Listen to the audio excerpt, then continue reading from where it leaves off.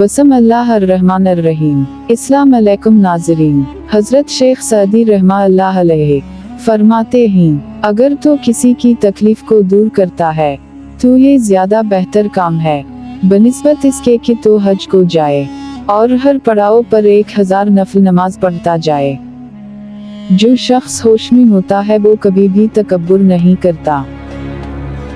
चालाकी दरबारियों के लिए वसिफ है और दरवेशों के लिए खामी।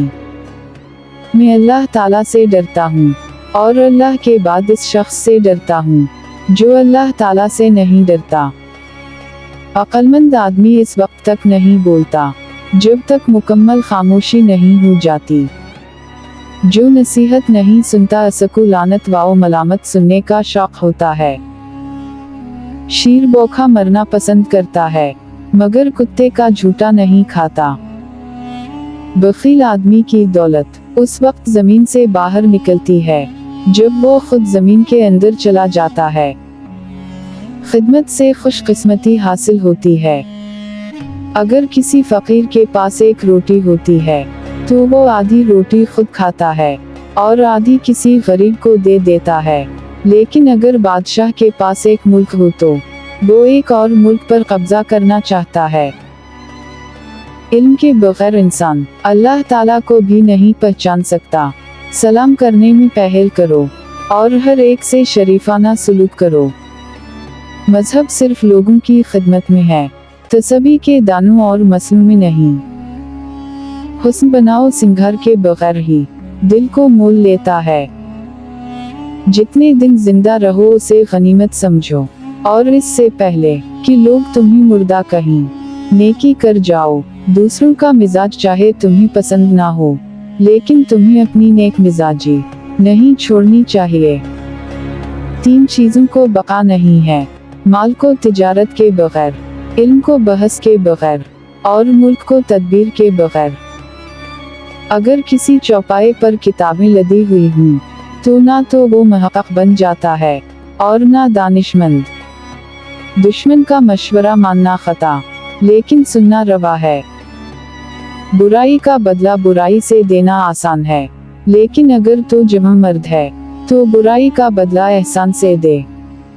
वो पारसा जो मखलूक के सामने हाथ फैलाते हैं, वो क़िबला की तरफ पुश्त करके नमाज पढ़ते हैं। अगर कोई मांगने वाला आजिज़ी के साथ तुमसे मांगे तो उसको दे दो, वरना कोई जालिम तुझसे जबरदस्ती नहीं लेगा। ऐसे दोस्त से हाथ धो लेना बेहतर है जो तेरे दुश्मनों के साथ बैठता हो।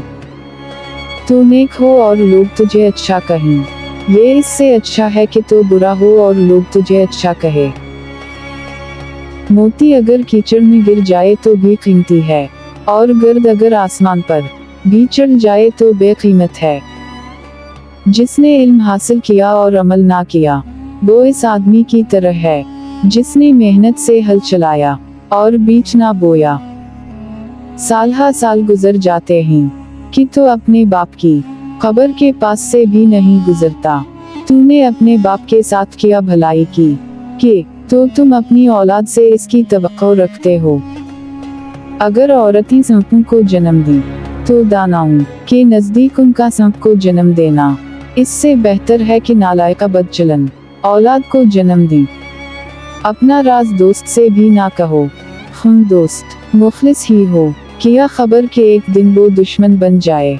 उसी तरह हर तकलीफ जो तुम दुश्मन को पहुंचा सकते हो ना पहुंचाओ, शायद यही दुश्मन एक दिन तुम्हारा दोस्त बन जाए। वो शख्स कितना संगदिल होता है जिसके अजीज रिश्तेदार या हमसाए भूख की वजह से पीठ पर पत्थर बांधे हुए हों, जबकि इसका मुद्दा खाकर फटने के करीब पहुंचा हो।